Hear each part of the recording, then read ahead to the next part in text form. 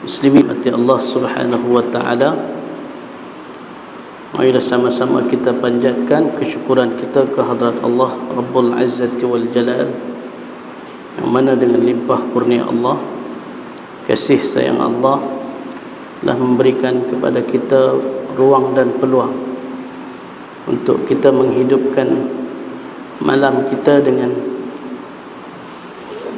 majlis ilmu, yang mana dihiasi akan majlis ilmu ini yang disifatkan oleh baginda kita Muhammad sallallahu alaihi wasallam sebagai raudhatun min riyadil jannah, taman daripada taman-taman syurga Allah. Bila kita masuk ke dalam satu taman, kita nak rasa tenang, maka nak mengundang ketenangan dalam taman syurga Allah, mesti dihiasi dengan ilmu, iman dan amal. Baik, InsyaAllah pada malam ni kita sambung tafsir Al-Quran Al-Azim Libni Ajibah daripada surah Al-Baqarah. Minggu lepas kita berhenti pada kaitan di antara ayat kedua dan ketiga dalam surah Al-Baqarah. Dia baru masuk 3 ayat, ada 286 ayat. Perkataan ada berapa? 6121. Mujur ingat, di sekolah kena berdiri atas kerusi. Dah ni tak boleh tau. Dia zaman lah dia tak boleh buat macam dulu. Dulu mengaji tanyalah cikgu kan. Dulu kita mengaji, tok guru kita buat apa pun tak apa. Betul tak? Ustaz Suri ingat kan? Bila mak bapak kita hantar ni, tok guru ni anak saya. Tok guru buatlah macam mana pun biar bagi jadi orang. Jangan jadi beruang. Kan? Buat macam mana? Saya jangan patah riuk, jangan mendarah sudah. Nak tibai-tibai lah. Okey. Lah ni jangan kata tibai. Hak kata berdiri atas kerusi tadi itu, dia salah satu daripada penderaan emosi kita. Tak boleh buat apa langsung lah. Oh, tak tahulah. Kan? Ni kalau ada orang kementerian kata apa ni? Cikgu ni berpaling tadah ke apa? Kan? Baik. Itu cerita lain. Baik. Ada 6121 perkataan. Baik. Rajin Tok Alim, mak kita ni duk bilang dulu ni. Kalau tuan-tuan tak percaya, bilang balik lah. Bila nak habis. Baik. Antara yang kita sentuh pada minggu lepas adalah berkaitan dengan ciri-ciri sifat antara sifat orang beriman. Yang mana Ibnu Ajibah memfokuskan kepada tiga dominan. Kita nak kata apa? 3 dominan, 3 perkara lah, mudah cerita kan. Yang pertama yang disebut sebagai amal qalbi, mesti kena ada amal qalbi, iaitu iman. Iman tu sendiri, iman tu kena mai dulu, baru mai makrifah, pengetahuan. Kalau pengetahuan nak mai dulu, kita letak pengetahuan di depan, tak ada iman, lah ni lahirlah golongan cendekiawan, cerdik tapi dia tak pandai guna kecerdikan dia untuk mendekatkan diri dia dengan Allah Ta'ala. Ada cerdik saja, ada ni orang cerdik berlambak kan. Tuan-tuan bisa dengar seorang daripada cerdik pandai di barat, di England tu, orang gelak dia Syekh juga, Syekh Button nama dia betul tak ingat lah, tapi orang gelak dia Sir Button. Button dia ni dia hafal kitab Al-Um tu 3 kali hafal, bukan 3 kali baca. Tentang kitab Al-Um tahu? Kitab Al-Um karangan Imam Syafi'i.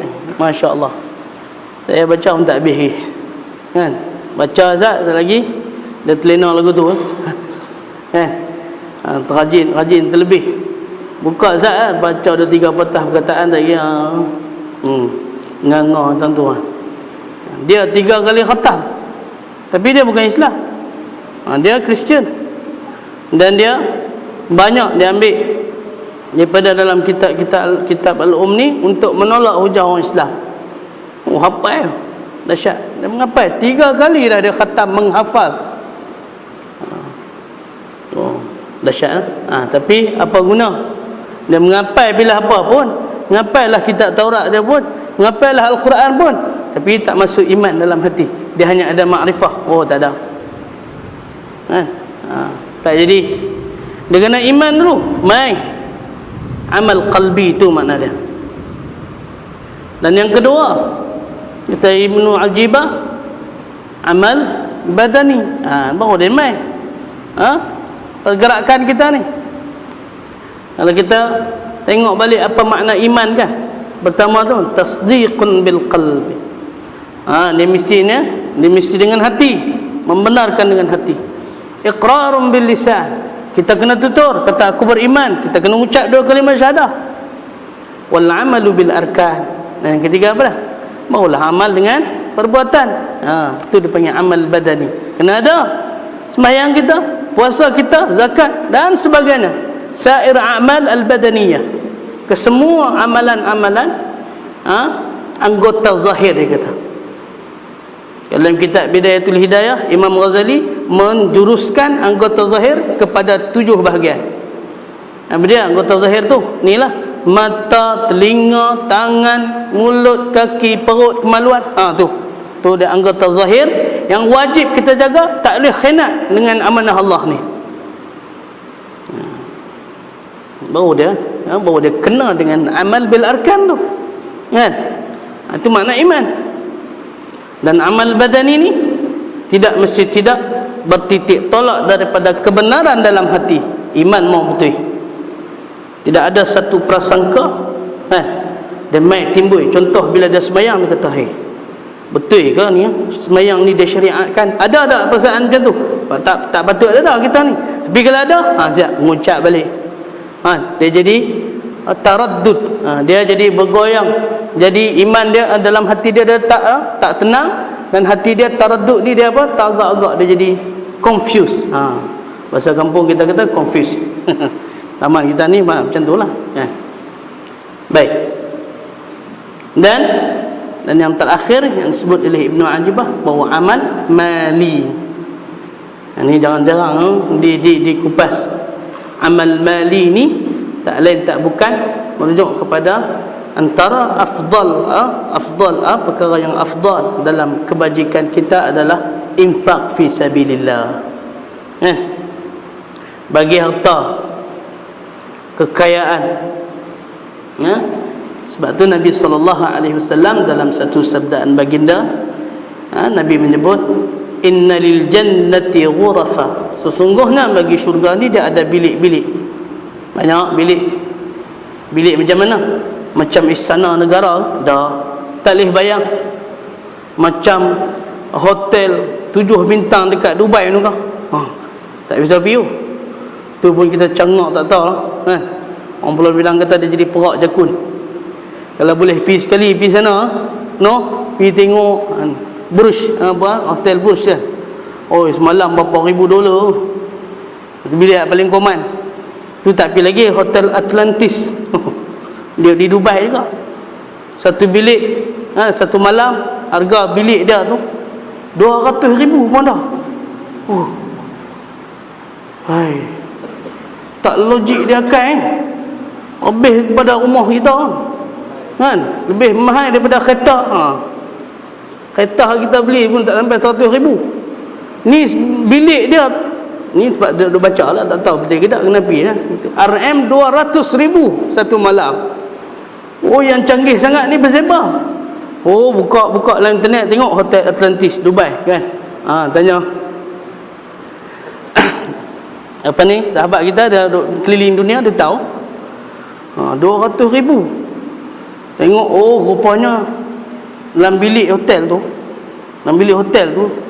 dia ada bawah dia lantai ni daripada kaca ni kalih lah. Bawah lantai dia pula ada akuarium.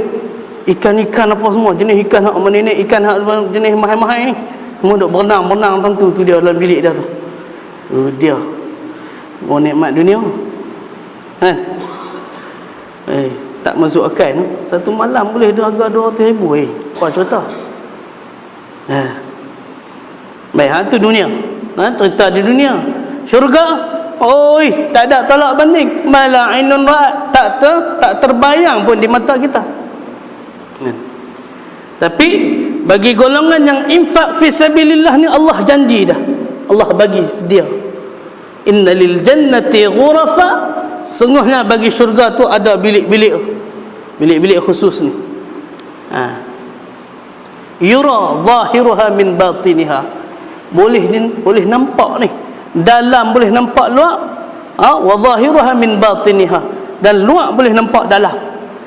Dia tak jadi kalis dah. Tu tujuan dia pasal apa? Supaya ahli syurga boleh melihat penghuni yang duduk dalam tu, nampak. Semua orang pakat tengok, jadi satu tumpuan. Ni pak mana ni duduk dalam bilik ni. Special case buat ni. Kan? Nampak tak? Qila ya Rasulullah liman. Maka ditanya oleh Rasulullah, bilik-bilik ni nak sedia untuk siapa ni? VIP ke? VVIP ke? Sultan ke? Pemimpin ke? Dah. Nabi sebut, Nabi bersabda untuk 3 golongan. Golongan hak pertama sekali pada at-ta'amat ta'am, golongan yang bagi makan kepada fakir miskin, ataupun dalam arti kata lain, golongan yang infak harta dia fi sabilillah. Itu salah satu bentuk lah, kan? Nabi sebut tu, golongan ni lah yang akan duduk dalam syurga ni. Special pengiktirafan yang begitu tinggi kepada golongan yang dia melaksanakan amal mali. Bukan senang. Baik, itu antaranya lah. Nabi sebut 3 golongan tu. Yang pertama, at-ta'amat ta'am wa afsyas salam, golongan yang suka sebarkan salam. Jumpa orang kenal ke, orang yang tak kenal ke, dia bagi salam serupa tu je. Tapi akhir zaman ni Nabi beritahu, kan? Golongan manusia ni dia hanya akan memberi salam ataupun berjabat tangan, menyapa, bertegur sapa hanya dengan orang yang dia kenal. Orang tak kenal buat tak tahu, kan? Kadang-kadang keling ujung mata lah, keling je nak tengok ni, siapa, kan? Ada aku kisah. Kan, dah aku kenal, tak kenal, sorry. Taklah, bukan nak atas sebab kita lah, kena rasa benar ni, kan? Afsassalam wa shalla bil lail wan nas niyam. Dan satu golongan lagi, orang yang bangkit sembahyang malam, dalam keadaan waktu tu manusia sedang tidur, dibuai mimpi. Itu 3 golongan. Tapi nak highlight yang mana? Tu yang pertama tu, golongan yang bagi makan kepada orang yang fakir miskin, kepada orang yang memerlukan, yang berhajat. Maknanya infak dia pada jalan Allah, bagi harta. Dia tak kupik. Orang Kelantan kata kupik, tak kupik. Kupik ni maknanya kedekut. Jadi domasin dan kajerin. Tu adik-beradik itulah, kan? Dia ada aja, tak kira sikit banyak, penting dia ikhlas lillah ta'ala. Dia bagi, dia infak. Masya-Allah, bukan senang. Bukan senang. Ada orang kata kalau jadi kaya, seronok kalau boleh jadi kaya. Orang miskin pernah dia berangan-angan nak jadi kaya. Kalau aku jadi kaya, aku pun boleh juga sumbang, kan? Boleh juga bagi harta aku banyak. Boleh jadi kaya. Bila jadi kaya agak-agak boleh buat. Sorry to say bro. Belum tentu, kan? Allah uji dia dengan kemiskinan. Tiba-tiba suatu hari Allah uji dia dengan kekayaan. Nak tengok dia boleh pandang tak orang yang miskin macam dia dulu ni dengan pandangan kemuliaan ataupun sebaliknya. Sebab Allah Ta'ala tak uji, kan? Itu penting. Ini poin kita. Jadi amal mali. Dan ingat, orang golongan yang bersedekah ni takkan pernah jatuh miskin, takkan pernah jadi hina. Bahkan mulianya Allah Ta'ala pandang golongan ini, sampai Allah Ta'ala sedia satu golongan daripada 7 golongan yang akan berada di naungan arasy Allah di hari akhirat kelak. Dalam Riyadhus Salihin, Imam An-Nawawi ada hadis yang cerita pasal 7 golongan yang dapat pengiktirafan yang hebat oleh Allah pada hari akhirat ni kan. Sab'atun yudhilluhumullahu fi dhillih yauma la dhilla illa dhilluh. 7 golongan yang akan mendapat naungan arasy Allah Subhanahu wa taala pada hari akhirat, yang tak ada lagi naungan melainkan naungan Allah saja hari akhirat ni. Dalam keadaan manusia yang ramai berbondong-bondong, berduyun-duyun duduk menghadap Allah Ta'ala, nak tunggu masa dihisab dan hitung segala amal. Duduk kita ni tak bergerak ni, kan? La tazulu qadama 'abdin hatta yus'ala an arba', kan? Kita duduk pajak tu, tak pergi ke depan, tak gosang belakang, duduk mantu je, tu dia. Berapa lama? Allah A'lam. Allah Ta'ala tahu. Duduk atas, duduk nak nanti hari dan masa nak dihitung amal kita ni punya lama, sehingga kan manusia pasti tak akan sanggup untuk menahan kesabaran sampai tak tahulah bergelumang dengan peluh, kan, dengan panas yang terik matahari. Tapi 7 golongan ni special Allah bagi. Dilindungi dengan naungan arasy. Salah satu golongan siapa dia? Rajulun tasaddaqa bi sadaqatin fa akhfaha. Satu golongan lelaki ataupun satu golongan manusia yang bersedekah dengan satu sedekah, fa akhfaha, maka dia menyembunyikan, maknanya ikhlas dia lillah taala. Orang tak tahu dia ni suka bersedekah, orang tak tahu. Hatta la ta'lama shimaluhu ma tunfiqu yaminuhu, sampai tangan kiri tak tahu apa tangan kanan buat. Tu dia gambaran sampai macam tu sekali. Nak abang kata apa? Siapa pun tak tahu. Tuan-tuan pernah dengar nama seorang Syekh dalam kalangan tabi'in, Syekh Ali Zainul Abidin. Dia ni adalah cucu ataupun cicit dan salah silah keluarga tu sampai kepada Sayyidina Ali. Maknanya dia keturunan Nabi jugalah. Syekh Ali Zainul Abidin ni telah cerita dulu kan, dia suka bersedekah kepada golongan fakir miskin. Tiap-tiap malam ni dia pergi ronda di perkampungan dia tu, siapa hak miskin, hak fakir, dia akan bagi, dia letak bekalan makanan yang cukup untuk seharian keluarga miskin tu. Tiap-tiap hari orang miskin keluar pagi nak pergi kerja pun tengok, ada bekalan, masya-Allah. Siapalah hamba Allah yang begitu baik ni. Semoga Allah tambah keberkatan dan juga rezeki dia. Hari-hari. Tiba-tiba pada satu hari tu, bila golongan miskin ni bangkit pada waktu pagi, bila buka pintu dia tengok hari tu tak ada dah. Kenapa? Kerana pada ketika itu Allah Subhanahu Wa Taala telah pun mengambil nyawa ataupun lebih menyayangi Syekh Ali Zainal Abidin dia. Wafat dia, bila meninggal dia baru orang tahu. Masih hidup orang tak tahu dia yang duk bagi harta, dia duk bagi infak belanja ni. Meninggalnya dia baru orang tahu. Riuh dah waktu dah meninggal tak apalah, apa lagi dia bukan minta kemasyhuran, sehingga sampai macam tu sekali. Kita kalau boleh buat itu, taklih ni selalu pun kan, lalu kita duk fikir kita ada nak cukup, ada nak cukup kan. Kalau fikir cukup, pakai tak cukup lah selalu. Tobatlah. Orang yang gaji 10,000 dia kerak dia besar je. Dia orang yang gaji 10, kalau orang yang gaji 2,000 dia tengok orang yang gaji 10,000 ni macam mewah lah. Tapi kenapa duk rasa tak cukup? Pasal kerak besar. 10,000 dia cara belanja dia 10,000. Ada duit 10,000 contohlah, ada duit 10,000. Kereta mesti mau 2-3 biji. Kan? Takkan sebiji je. Boleh. Gaji 10,000 tu maknanya lepas lagi. Nak buat loan lepas lah. Takat 2-3 biji kereta.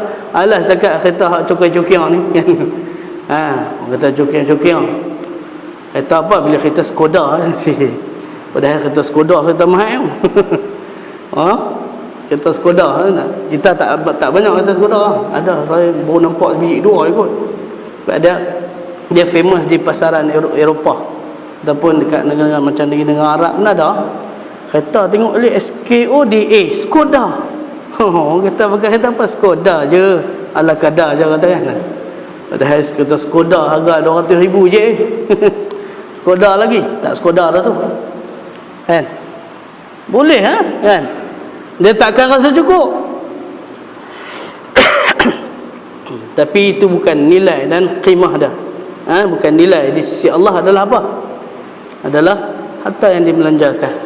Sebab hak dibelanjakan tu sebenarnya hak milik kita. Infak pada fisabilillah, apatah lagi sedekah jariah. Hak tu dah jadi hak milik kita. Hak lain kita tabung ke orang lain. Kalau duit kereta 800 sebulan, 800 tu bukan duit kita dah. Bank punya lah. 1,000 luar rumah, bukan kita. Loan main mana? Loan kerajaan pun duduk masuk saham lain lah. Dia tak masuk saham akhirat. Yang jadi saham akhirat ni lah saham kita. Ini doa dengan Allah Subhanahu Wa Taala, minta Allah ni bukakan hati kita ni, jangan jadi golongan orang yang dan geng lebay, kedekut, haji bakhil bin haji kedekut.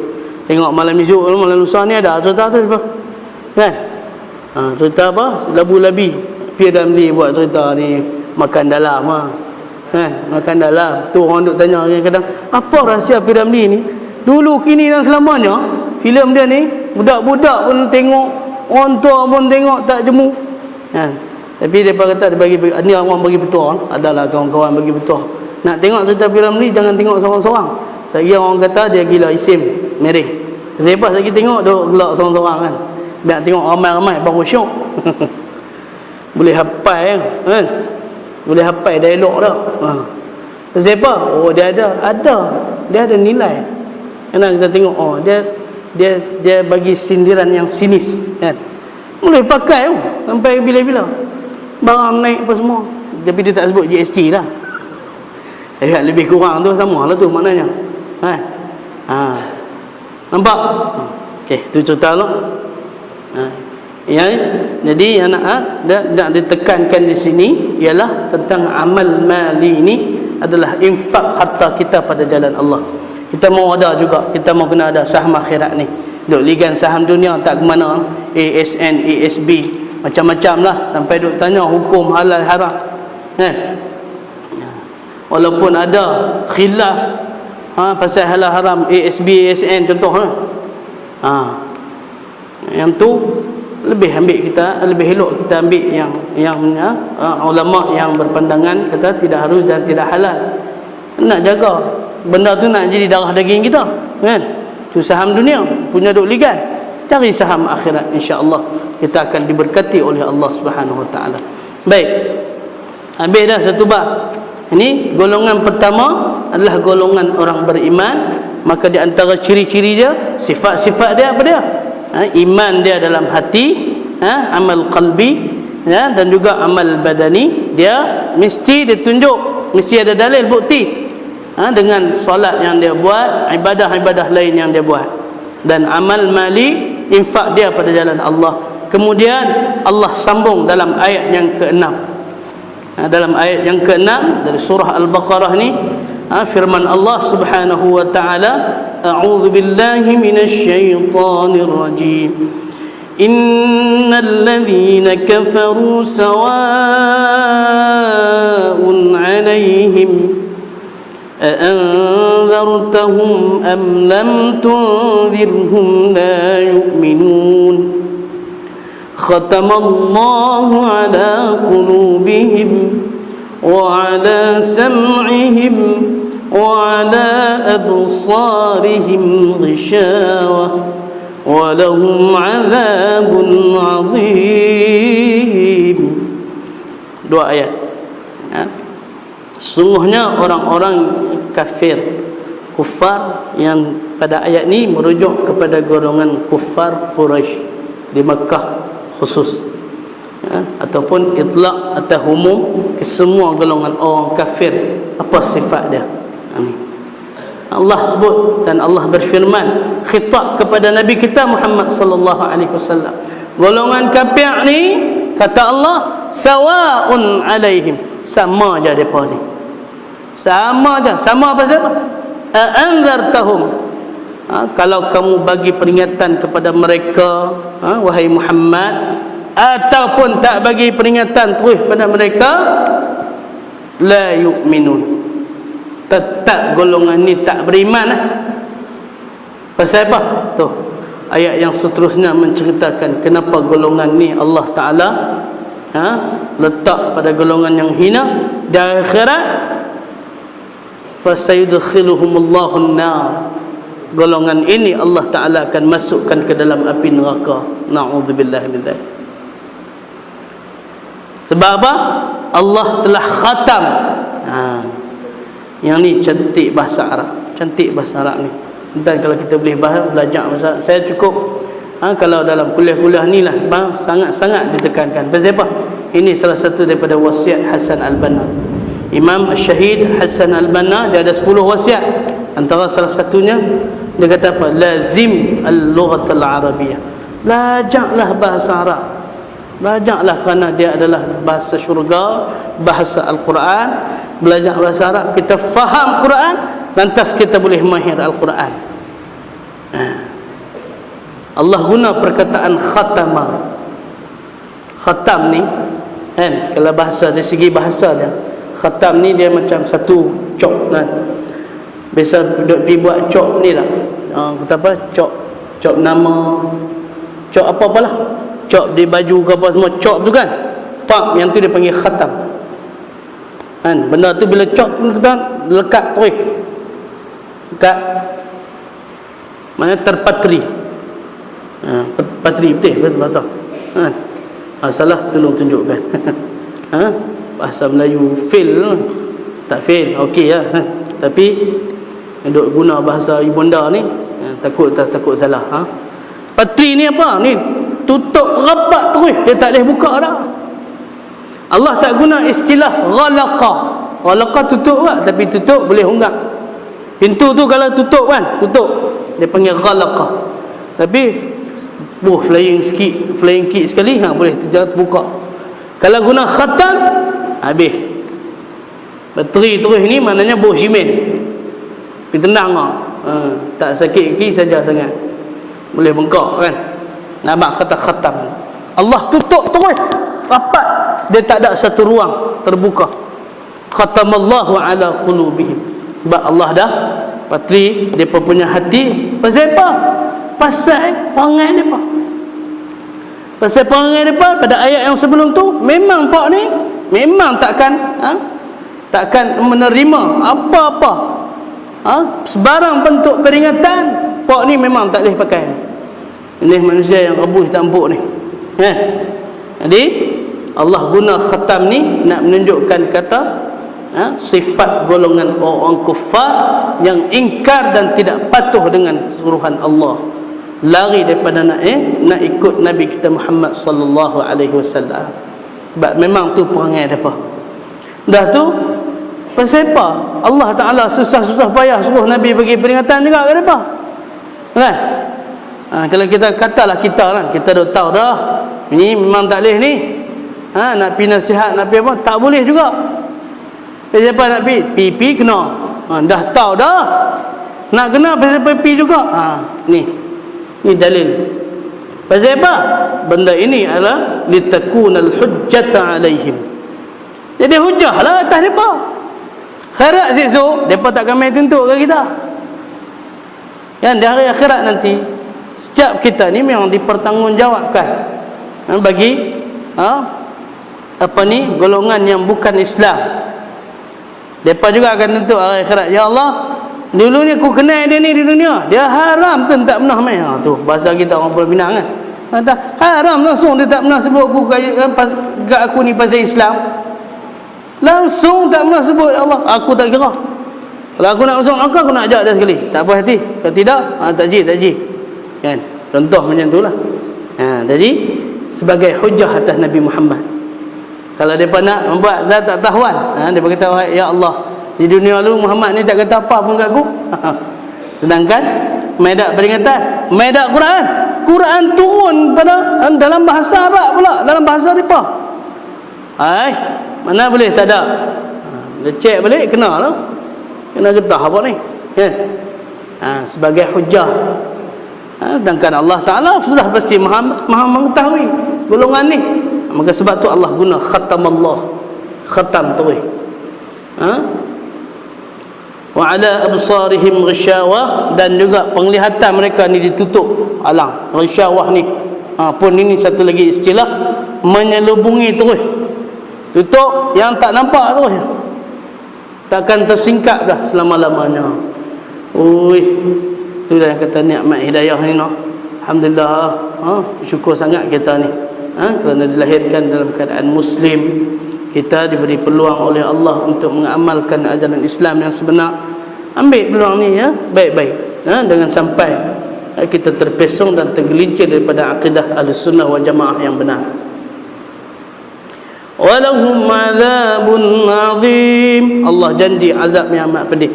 Dan satu kisah menarik disebutkan oleh Syekh Osman ibn Hasan Ahmad As-Sakir Al-Khuwairi, seorang ulama Iraqi, dalam kitab Durratun Nasihin, sebut satu cerita menarik dalam api neraka golongan kafir. Di dalam tersebut dalam satu khabar mutawatir,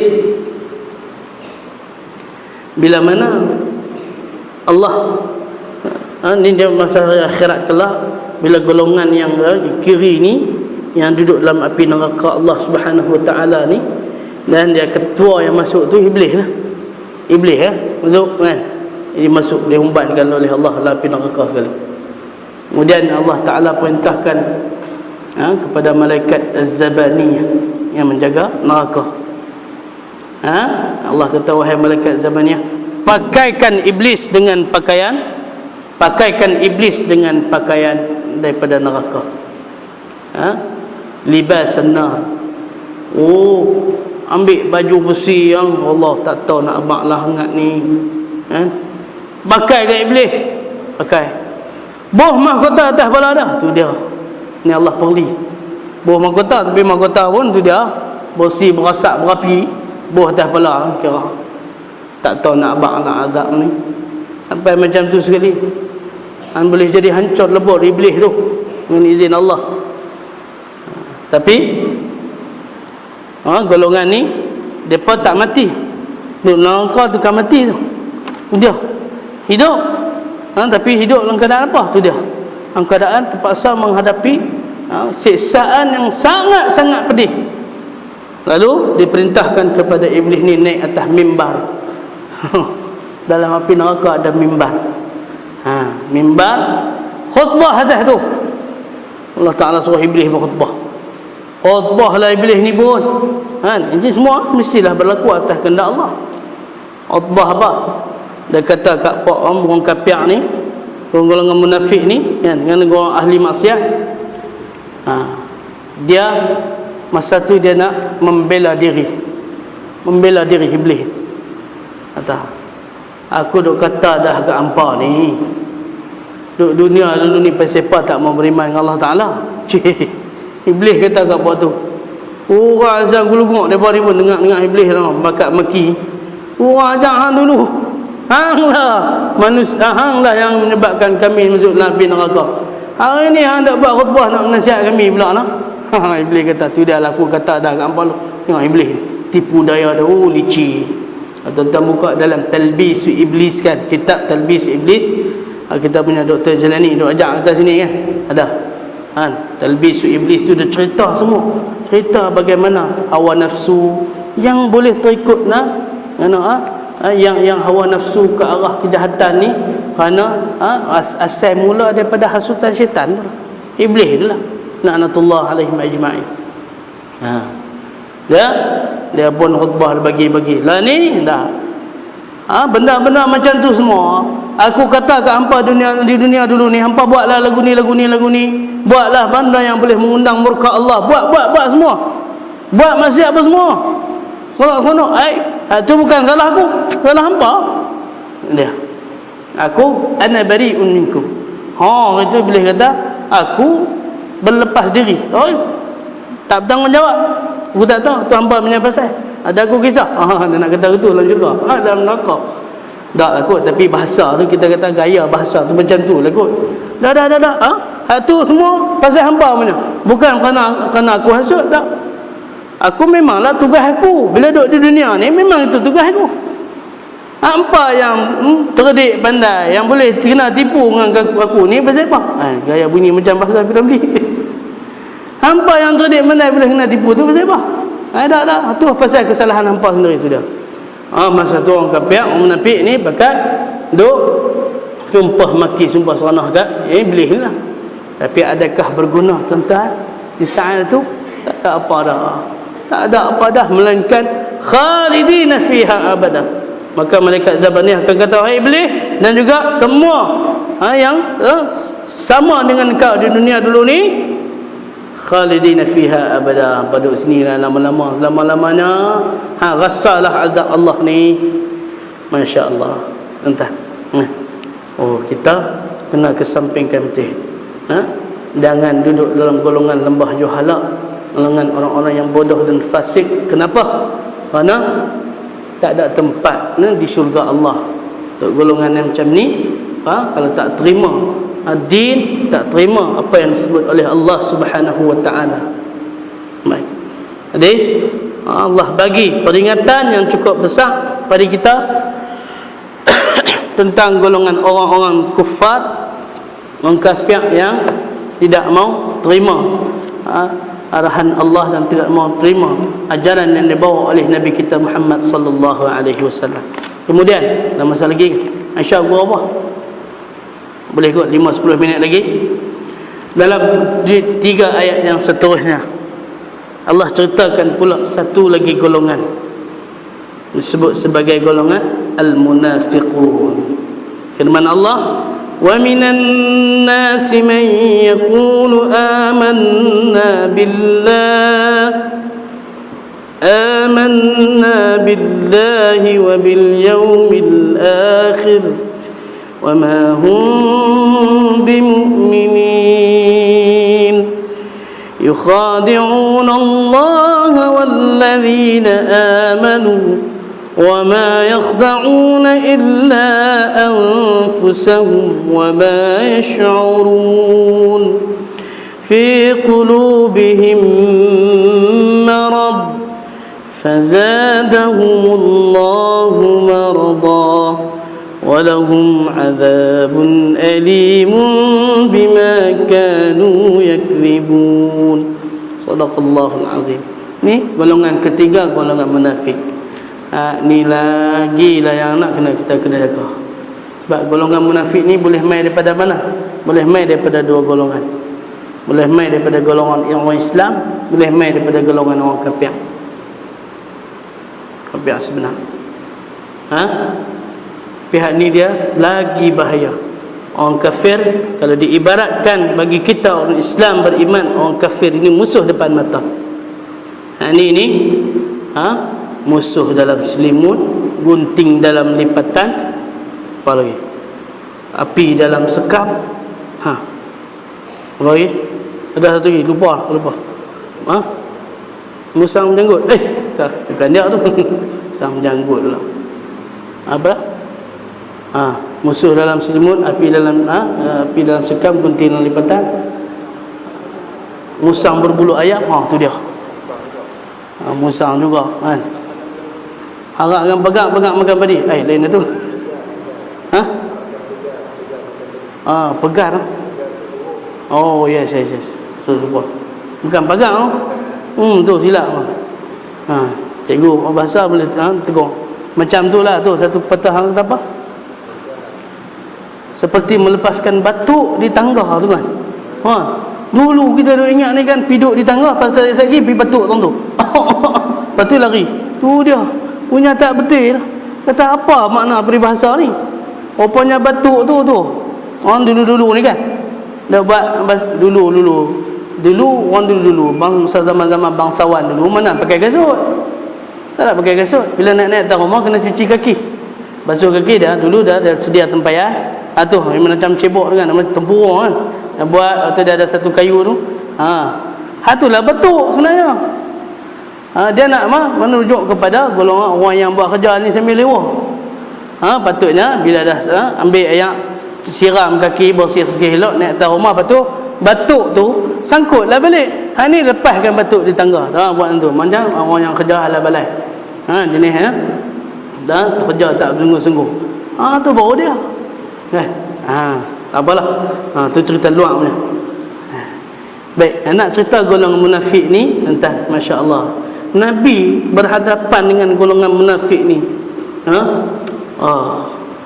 Cukup dahsyat punya. Bagaimana diceritakan dalam peristiwa sirah nabawiyah, kan? Banyak dalam kitab, antaranya kitab Ar-Rahiqul Makhtum, atau kitab sirah yang muktabar, karangan Syekh Safiyur Rahman Al-Mubarakfuri. Alim besar, ulama sirah yang terkenal. Dia cerita macam mana ada satu peristiwa, kan salah seorang daripada isteri Nabi yang bernama Zainab bintu Jahshin. Zainab ni dia golongan bangsawan. Saya gak lah, tak nak abang. Ratu cantik masa tu Zainab ni. Sebab dia golongan bangsawan, golongan ada kedudukan dalam masyarakat. Dan Zainab bintu Jahshin, sebelum dia menjadi isteri Nabi, dia adalah isteri kepada anak angkat Nabi yang bernama Zaid ibn Harithah. Zaid bin Harithah ni pula dia keturunan hamba. Hamba ni dia dengan Arab dulu, dia bukan rupa macam muka Arab segak, handsome macam tu, hidung mancung terpacak, boleh sangkut baju pun. Dah. Hamba ni maknanya dia kalangan orang kulit hitam, macam Bilal ibn Rabah. Nak siapa lagi? Yang hitam legam, tak segak. Tapi kahwin dua tu. Dalam hati Zainab ni ada lah, mesti dia rasa tak puas hati. Dah ada rasa juga sikit, tapi kerana itu adalah perintah Nabi, dia ikut. Tak apa, itu kerana ini adalah perintah Nabi, aku ikut, tak apa. Jadi jadi isteri kepada Zaid bin Harithah. Maka perkara itu Allah Ta'ala tahu. Allah Ta'ala nak angkat martabat Zainab bintu Jahshin ni, maka Allah yang mengahwinkan Nabi kita Muhammad sallallahu alaihi wasallam dengan Zainab bintu Jahshin. Tapi kalau kita pok munafik ni tengok dia buat cerita, apa dia berkata? Dia buat asatir. Asatir ni dongengan yang dia buat oleh golongan ni. Dia ketua dia Abdullah bin Ubay bin Salul. Nama Abdullah, hamba Allah, tapi munafik, tak tahu nak abang. Kan? Kalau zaman ni orang panggil munafik mubin. Munafik yang nyata sungguh ni. Depa punya buat cerita, dia kata, oh Muhammad ni. Dan kebetulan pula tuan-tuan, pada ketika Nabi SAW dikahwinkan oleh Allah dengan Zainab bintu Jahshin, Zainab menjadi isteri Nabi yang kelima. Mereka pun buat cerita, hai, apa ni? Bukankah dalam Islam hanya dibenarkan 4 perkahwinan? Ni nombor 5 ni. Tak boleh jadi, macam mana ni? Nampak? Tu satu asatir mereka, omongan. Kemudian yang kedua, cerita pula, mereka cerita dalam dongeng mawdu'at al-Israiliyat wal mawdu'at fi kutubit tafsir. Ada satu kitab tuan-tuan yang cerita pasal dongengan orang Israel dan juga golongan munafik, dan juga reka-reka, hadis-hadis palsu yang direka oleh golongan ni, hanya nak menghancurkan Islam, hanya nak mencerminkan buruknya dan negatifnya Islam pada pandangan masyarakat di dunia ni. Dia buat cerita macam-macam. Tapi salah satunya cerita pasal Zainab bintu Jahshin ni. Dia cerita apa? Satu hari tu dia kata Nabi ni pergi nak ziarah Zaid bin Harithah. Zaid bin Harithah kan anak angkat Nabi. Tu mulanya mana Islam mengharuskan angkat-mengangkat ni. Anak angkat ada. Duduk di sekolah lu ada banyak kan. Masa duduk asrama lu, muka comel sikit, abang-abang ni ambil pergi jadi adik angkat. Adik angkat mana ada? Anak angkat ada. Kalau kakak-kakak pula, saya tengok adik-adik comel buat jadi adik angkat, jadi kakak angkat. Tak ada. Yang Islam yang ada tu anak angkat tu je. Kan? Lain tu saja-saja pandai-pandai gatai pi mereka buat saja. Anak angkat. Depa kata Nabi pergi rumah dia nak jumpa Zaid. Masa tu Zaid tak ada, pergi kerja. Dia tiba-tiba masa dalam rumah tu hanya ada Zainab bintu Jahshin. Tiba-tiba masa tu dia kata angin bertiup kencang. Ni kata puak munafik ni buat cerita ni. Angin bertiup kencang sehingga menyingkap tabir yang Zainab berada di sebaliknya dan menyingkap kain. Dia punya anak abang tak senonoh puak ni. Menyingkap kain tu, Nabi tiba-tiba terpandang pada aurat Zainab bintu Jahshin, terus berkenan, suruh Zaid cerai. Dan Nabi pula berkahwin. Dia ni punya tak ada arah lah puak ni kan. Mau dah ada depan kita ni mau luku buang lah. Jangan kata kan, tak mau bunuh pun buh langguni, kikat sikit, ketuk seorang sekali, lepas tu lepas. Dia bukan nak tahu siapa ketuk kepala dah. Bagus juga idea tu. Dahsyat lah, kan? Tak boleh pakai punya apa ni. Itu golongan munafik. Maka golongan ini Allah bagi balasan yang lagi dahsyat. Tengok apa dia berkata, wa minan nas, ini firman Allah, dalam kalangan manusia, man yaqulu amanna billah wa bil yaumil akhir. Depa ni kata kami beriman dengan Allah. Tu dia muka dia zahir tu, tak tahu nak apa. Tentang seorang daripada kalangan munafik ni yang terkenali sebagai Zulkhuwaisir. Zulkhuwaisirah ni kena Umar ni punya duk taram lama, duk taram. Orang kita kata taram. Dia ni kalau aku boleh lagi bagi sedah dua, bagus juga ni, kan? Dia ni jaga-jaga sikit hari. Punya Nabi sedap benda tu. Nabi kata, wahai Umar, kalau engkau ingin membunuh Zulkhuwaisirah ni, kau takkan dapat bunuh punya.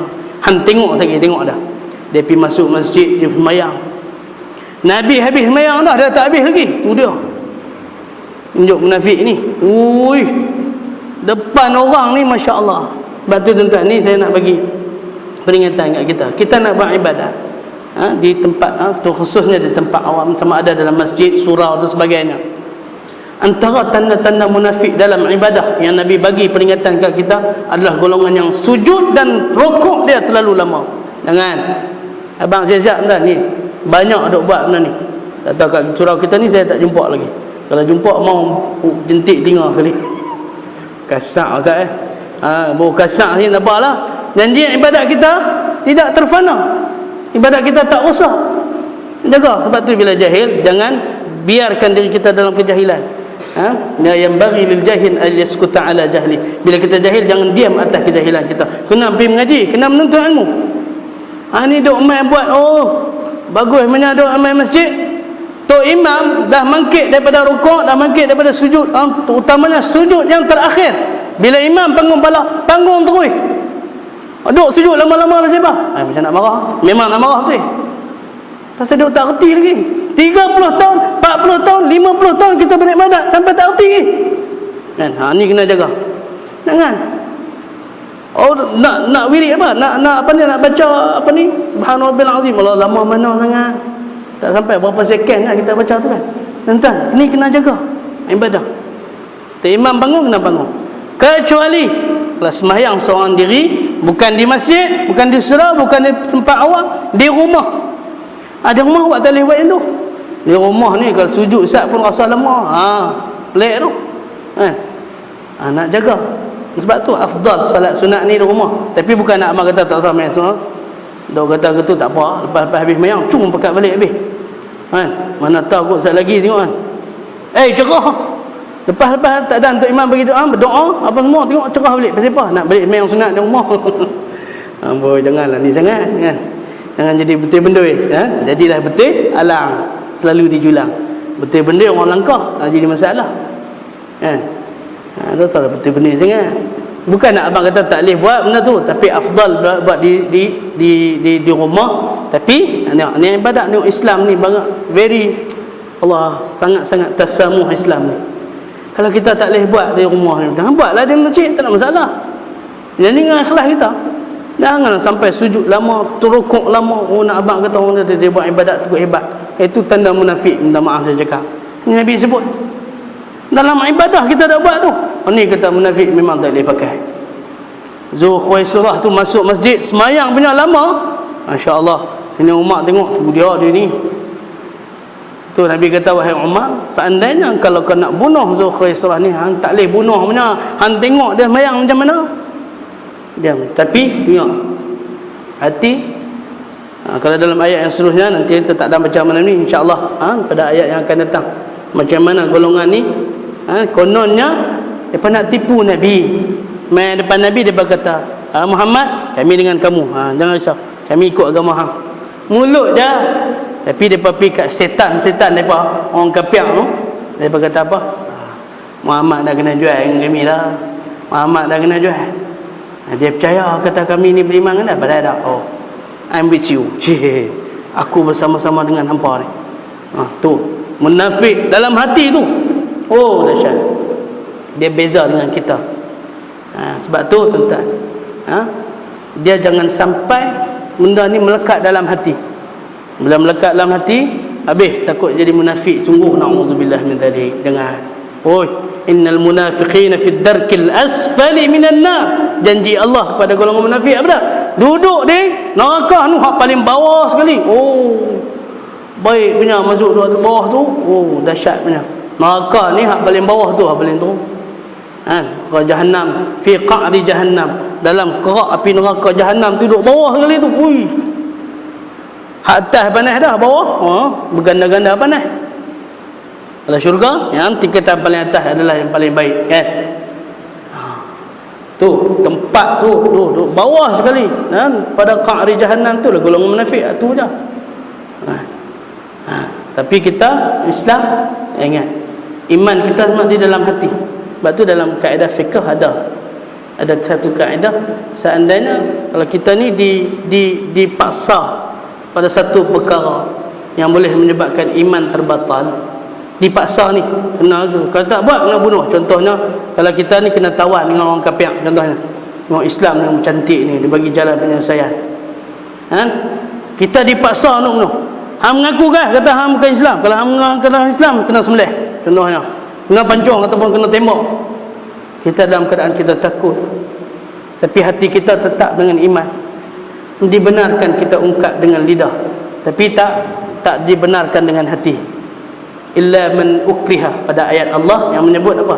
Illa man ukriha, kecuali bagi orang-orang yang dipaksa. Wa qalbuhu mutmainnun bil iman, sedangkan hati dia mutmainnun, maknanya tetap dengan keimanan dia dengan Allah Ta'ala. Tak apa, boleh. Oh ya aku kafir, padahal dia kata yang mulut tapi hati tak. Tu tak apa, tu belai. Ni belai. Munafik ni depan kata beriman dengan Allah Ta'ala, dalam hati Allah janjikan juga walahum azabun alimun bima kanu yakdzibun. Maka bagi golongan ini amat pedih siksaan Allah yang dijanjikan ke atas mereka, bima kanu yakdzibun, terhadap apa yang telah mereka dustakan daripada agama. Al-a'yadzubillah al-a'yadzubillah min dzalik. Baik, ingat cukup setakat tu untuk dia, tak boleh lama-lama panjang-panjang. Itulah kuliah ni. Saya ingat pesanan untuk guru saya, kalau ceramah jangan lebih daripada 2 jam, kalau kuliah jangan lebih daripada sejam setengah pun kira lama. Sejam cantik, dia kata.